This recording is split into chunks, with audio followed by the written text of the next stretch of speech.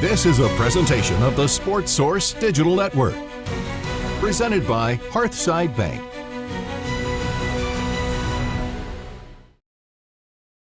The neutral sites as well as the road favors you need to know about. Plus, the balls head deep into the heart of Texas. We'll tell you all about it next.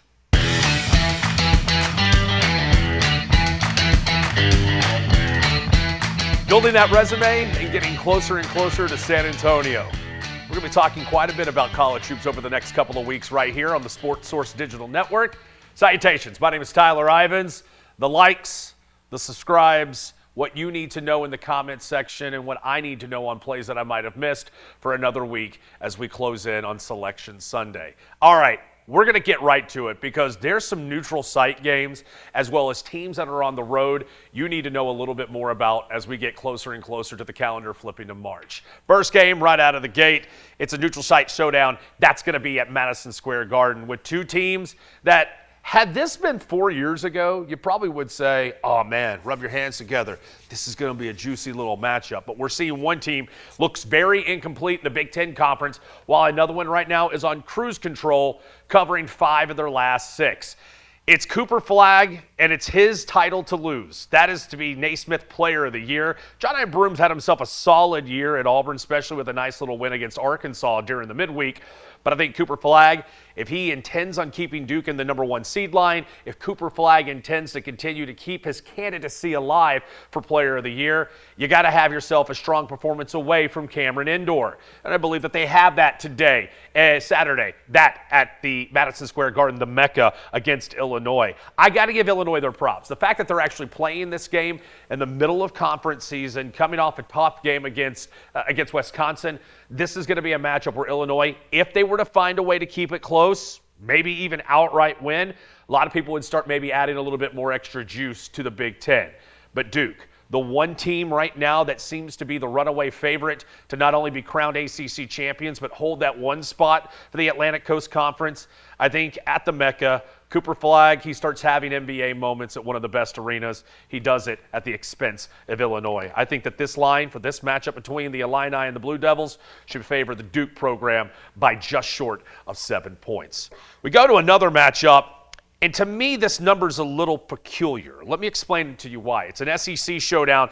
It's going to be taking part in Fayetteville when Missouri and the Hogs get together in this matchup. Let me tell you the reason why. Because when you look at their actual last 5 games, they've had no problem. 5 of the last 6, better said. They've had no problem eclipsing the team total today in this matchup against Arkansas. It's a Missouri team that's already beaten John Calipari once this year, and this is a Missouri team that's coming off a triple-digit performance at home against Alabama. Look at season averages. Look at how they fared in the second half.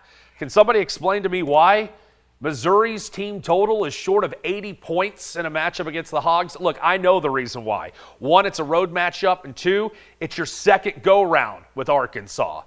Is Missouri going to have a little bit of a letdown performance after the big win against a 1-seed Alabama squad? I think that this is still a number that you should push. You should find a way to stir your drink with this one. This is a unique bet. I've already got a lot of DMs from you guys. People are asking me, hey, Tyler, I see the spread. Tyler, I see the actual game total, and I see the money line, but I don't know where I can find the team total. I encourage you moving forward, whatever sportsbook you're using, without making bets, just go in there and play a little bit. You know how first time you got an action figure or the first time you maybe put in a new video game? Play around a little bit. Find out how you can use this weapon, how you can use this button. Go into your sports book and navigate. Find out the different options they have. This is becoming popular, especially in the desert. Team totals, production from just one team. I think Dennis Gates' program continues to cruise control. Again, they score 79 in Fayetteville Saturday. You're going to go home a winner. It's funny that we keep bringing up Alabama. Brought up Alabama last week during the Sports Source Digital Network's episode of The Action. I believe I actually had them as my lock of the week. This week, it's a play you're not going to want to miss. We'll have that for you coming up in less than 4 minutes. 2 more plays to get to, and I want to bring it a little bit closer to home here. That is a matchup between Kentucky and Alabama. About 8 weeks ago, I was battling this is a true story. I was actually battling the flu. I had influenza A and B. I'm sitting up in my bed, about 4 pillows cracked behind my back, and I'm watching Kentucky and Alabama at Rupp Arena. God, I can't wait till these two teams play a second time. High-scoring affair. Can they keep moving in the right direction? Well, Kentucky, satisfying win midweek against Vanderbilt. We just mentioned what happened to Alabama. They got punched in the mouth and on the road in Como. So what happens when these two teams, Kentucky wanting to establish their chances for a double bye in Nashville, and Alabama who wants to bounce back after that rough road loss to Missouri? Points, and lots of them. You shouldn't be shocked when Nate Oates says that he wants to score with ease in Kentucky the last couple of weeks because of the injuries to Mark Pope's program. I think you're going to continue to see just that, more scoring with ease. This number, if you go back and look the last time they played, similar to where it might be. I believe that you're going to see struggles from Kentucky from deep. Alabama needs to improve the perimeter defense after the performance against Missouri. Over 173.5 in the comment section. When this total comes out, I bet you we're within at least 4 or 5 points to this number. Again, it's Kentucky on the road, much like we just spoke moments ago about Missouri's team total.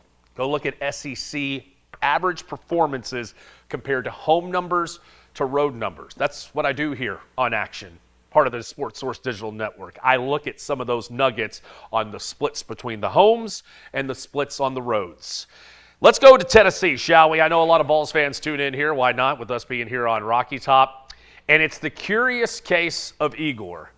1 week, he's dropping Twitter stats that can only be compared to some of the NBA greats, some that we've never seen before on the hardwood.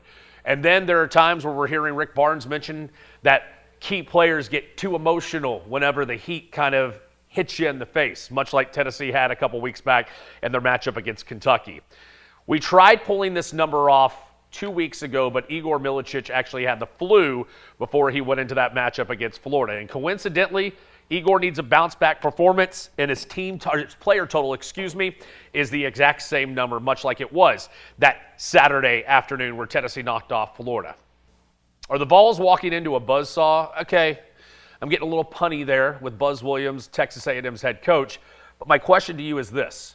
If Tennessee is going to make a run for the double bye in Nashville, if Tennessee is still going to flirt with the potential of a 1 seed in the NCAA tournament, Igor Milicic has to do what we've all here locally been asking him to do for the better part of about 3 weeks now.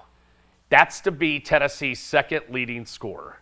And if Tennessee is going to have a grinded out, low-scoring, muddy, mucked-up game, Igor Milicic has got to give us at least 11 points. However he gets it, he's got to get us 11 points in this matchup. The reason why the number may seem just a touch low for Igor Milicic, I want you to go back and I want you to look at his last couple of games, the handful of games that he has participated in.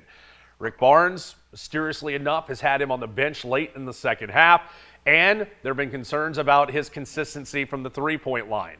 What I'll say to you is this, Igor Milicic, if you know this is going to be a slow game against a Texas A&M team that leads college basketball in offensive rebounds per game, a Texas A&M team that ranks in the top 40 in free throws attempted per game.